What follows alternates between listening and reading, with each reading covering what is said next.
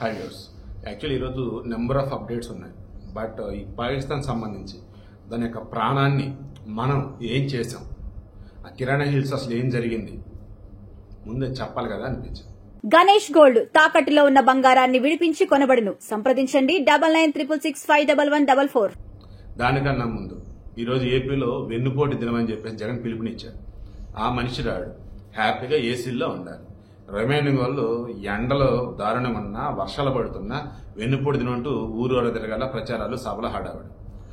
బొత్స సత్యనారాయణ ఆయన రీసెంట్గా bypass surgery అయింది నాకు తెలిసి. ఆ మనిషి శాసన మండలిలో ప్రతిపక్ష నేతగా ఉన్నాడు. అక్కడ ఆల్రెడీ వాయిస్ వినిపిస్తున్నాడు.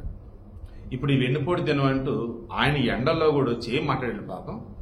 విజయనగరం జిల్లా చీపురుపల్లి దగ్గర మాట్లాడుతుంటే పాపం మనిషి సడన్గా కుప్పకూలిపోయాడు. వడదెబ్బ తెలియటం లేదు. వెన్నుపోటు దినం రోజు పాపం గుండెపోటు వచ్చింది మనిషి అన్నది కూడా అర్థం కావట్లేదు. ఇక నెక్స్ట్ నార్వే చెస్ టోర్నమెంట్ వాళ్ళు అద్భుతాలు చేస్తున్నారు. ఒకసారి చూడండి.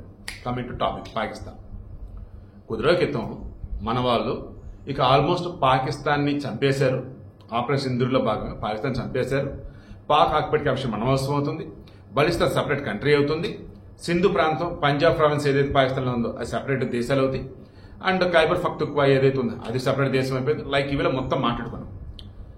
ఎందుకు అప్పుడు కూడా సేమ్ ఇదే. ఎక్కడైతే ఈ కిరాణా హిల్స్ అని ఉందో అక్కడ ఈ పాకిస్తాన్కి సంబంధించి న్యూక్లియర్ కమాండ్ కంట్రోల్ ఉంది. ఆ పర్వతాలలో న్యూక్లియర్ కమాండ్ కంట్రోల్ ఏ రకంగా, పర్వతాల అడుగున లోయ సొరంగాలు, అందులో న్యూక్లియర్ మిసైల్స్ ఉంది. దెన్ ఆ న్యూక్లియర్ మిసైల్స్ చూపే కదా, ఆ న్యూక్లియర్ వెపన్స్ చూపే కదా మనల్ని బెదిరిస్తుంది. మన వాళ్ళు అవి అక్కడ ఉన్నాయనే విషయం మనకు తెలుసులేదని నాకు తెలియదు. బట్ మన వాళ్ళు బ్రహ్మోస్తో దాడులు చేశారు. వాళ్ళకి ఎయిర్ బేస్లు పేల్ చేశారు. అలా ఎయిర్ బేస్లు పేలుస్తున్నప్పుడు దీనికి న్యూక్లియర్ కమాండ్ కంట్రోల్ నియర్ బట్టి ఎయిర్ బేస్ ఉంది. అవి లేగిసిపోయినాయి. అదే మూమెంట్లో బ్రహ్మోస్ కొంచెం వేగం పెంచి ఈ కిరాణా హిల్స్ దగ్గర కొట్టేసి, ఆ కొట్టుడికి ఆ ఇంటర్లాగా అడుగున ఉన్నటువంటి ఆ న్యూక్లియర్ మిసైల్స్, న్యూక్లియర్ వెపన్స్ ఏవైతున్నాయో వాటి నుంచి యురేనియం లీక్ అవడం జరుగుతుంది. ఆల్మోస్ట్ ఒక లోపల వచ్చేసి ఫ్యూజన్ ప్రక్రియలు ఏమంటాయి ఈ న్యూక్లియర్ దానికి సంబంధించి, అది లోపల డిస్టర్బ్ అయిపోయింది. అంటే జస్ట్ లైక్ ఎలాగంటే ఆల్రెడీ ప్రయోగించినట్టే, బాంబు ప్రయోగించినట్టే. సైలెంట్గా ఉన్నాడు, వాడు కదిలించకూడదు.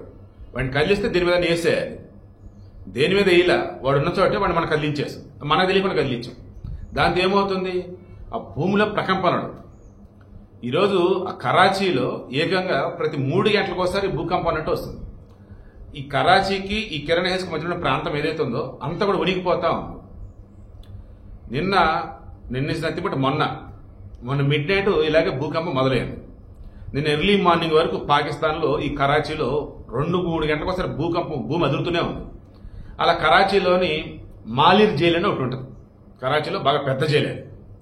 ఈ మాలిర్ జైలు వచ్చేసి ఒక శత్రు దుర్భేద్యమైంది. ఎందుకు, భయంకరమైన టెర్రరిస్టులు, డ్రగ్ డీలర్లు, హంతకులు మొత్తం వాళ్ళు. మనకి తీహార్ జైలు ఎలాగో ఢిల్లీలో అంత ఇదిగానే ఉండిద్దంట. మొత్తం అంత కరుడు కట్టారు అక్కడ. తీహార్ జైలు నుంచి మామూలు ఉండరు, భయంకరంగా ఉంటూ ఉంటారు. సరే, తీహార్ జైల్లో బ్యారెక్స్ ఉంటుంది, సెపరేట్ బ్యారెక్స్ ఉంటుంది, అది వేర్లే. కానీ మన దేశంలో శత్రు దుర్భేద్యమైనటువంటి జైలు అంటే తీహార్ జైలు అనే చెప్తారు. అలా ఇక్కడ వచ్చేసి ఈ కరాచీలో ఈ మాలిర్ జైలు అంట. ఇక మన నైట్ భూకంపం మొదలైంది కదా, ఎవ్రీ 3 అవర్స్ అలా భూమి అదురుతూనే ఉంది. దాన్ని ఈ మాలిర్ జైలుకి సంబంధించి ఆ గోడ లెవెల్ బద్దలైనాయి అంట. అలా 800 మంది ఉన్నటువంటి ఆ బ్యారెక్ నుంచి వేరే బ్యారెక్కి తరలిస్తున్నారు. అలా తరలిస్తున్న మూమెంట్లో 216 మంది ఖైదీలు. మొత్తం టెర్రరిస్టులే కదా, ఇంకేముంది. అక్కడ ఉన్నటువంటి సెక్యూరిటీ దగ్గర గన్ లెవెల్ ఆపుకున్నారు. కదిలితే చంపేస్తారని చెప్పేసి అక్కడి నుంచి బిందాస్గా జైలు మెయిన్ గోడ నుంచి హ్యాపీగా బయటకు వచ్చేసారు. ఎక్కడ జైలు గోడలు కూలాయో అటు నుంచి వాళ్ళు వెళ్ళాలా చూడండి, బిందాస్గా మెయిన్ డోర్ నుంచి బయటకు వెళ్ళిపోయారు. ఇంకా పై వాళ్ళకి అప్డేట్ ఇచ్చారు. ఈలోపు కాల్పులు జరిపితే ఒక ఖైదీ చనిపోయాడు, 3 పోలీసులకి గాయాలైన. ఇందులో 216 మందిలో 70 మంది దొరికారు, మిగతా దొరకల. ఈ మాలిర్ జైలు ఉన్న చుట్టుపక్కల ప్రాంతం ఉంది, అదంతా కూడా స్లమ్ ఏరియా అంట, పేదవాళ్ళు ఉంటూ ఉంటారు. సో అక్కడ వెళ్ళి వీళ్ళు దాంకోవడం కష్టం. అందుకని చెప్పేసి ఈ 70 మంది దొరికారు, మిగతా వచ్చేసి దొరకలు వెళ్ళిపోయారు. కరుడు గట్టిన ఖైదీలు ఇప్పుడు దేశంలో బిందాగా తిరిగేస్తున్నారు. వాళ్ళు ఎట్టున్నారో ఏం చేస్తారో తెలియదు. తర్వాత భూమి భయంకరంగా అదురుతూ ఉంది. మరో పక్క వచ్చేసా ఆ న్యూక్లియర్ వెపన్స్ అది ఏమవుతుంది ఏంటి అర్థం కావట్లా. పాకిస్తాన్ పరిస్థితి ఇప్పుడు ఎంత దారుణంగా ఉంది అంటే పైన సింధు నది జలాన్ని ఆపేశాం, వాళ్ళకి సంబంధించేసి మన ఇంపోర్ట్స్ ఏమి లేవు, ఎక్స్పోర్ట్స్ ఏమీ లేవు, ఇలా చెప్పుకుంటూ పోతే ఫైనాన్షియల్ గా దెబ్బ కొట్టేశాం. ఓ పక్క నీటికి సంబంధించి, ఇంకో పక్క ఫైనాన్స్ సంబంధించి, మరో పక్క దౌత్యం విషయంలో వచ్చేసి మన వాళ్ళు రీసెంట్ గా వచ్చేసి శశిధరూరు, కనిమొళి, సుప్రియ సూలే ఇలా టీమ్స్ గా విడిపోయి వేరే వేరే దేశాల్లోకి వెళ్ళిపోయి ఈ పాకిస్తాన్ అసలు ఏం చేసినట్టు మొత్తం చెప్పుకొచ్చారు కదా. అలా చెప్పుకుంటూ వచ్చినప్పుడు ఈ పాకిస్తాన్ అంటే ఆల్మోస్ట్ మిగతా చీ అనిపిస్తుంది, కంపరం పడతా ఉంది వాళ్ళ పేరు ఎత్తితేనే, పాకిస్తాన్ పేరు ఎత్తితేనే. సో అంతర్జాతీయంగా వాడి పరుగు పోయింది.